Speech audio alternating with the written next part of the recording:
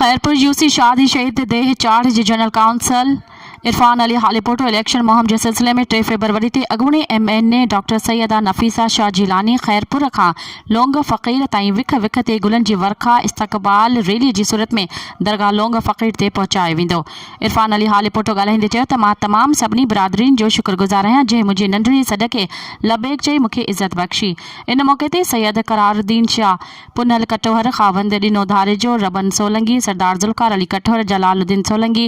इम्तियाज़ हालीपोटो, गाज़ी खान पठान, गुलशन शेख, वफ़ा वली Buledi, Munawwar Ali कटोहर, अक़लियत councillor Gangaram, इम्तियाज़ हालीपोटो, मोहम्मद रमज़ान हालीपोटो, अब्दुल रहमान धारेजो, सहाफ़ी अब्दुल सत्तार मेहरानी समेत Pakistan peoples party सां मोहब्बत कंदड़ वॾी तादाद में शिरकत कई। मज़ीद ख़बरनि ऐं तफ़सीलात लाइ विज़िट कयो असांजी वेबसाइट www.awamiNewsHD.com ऐं ॾिसंदा रहो अवामी न्यूज़ HD।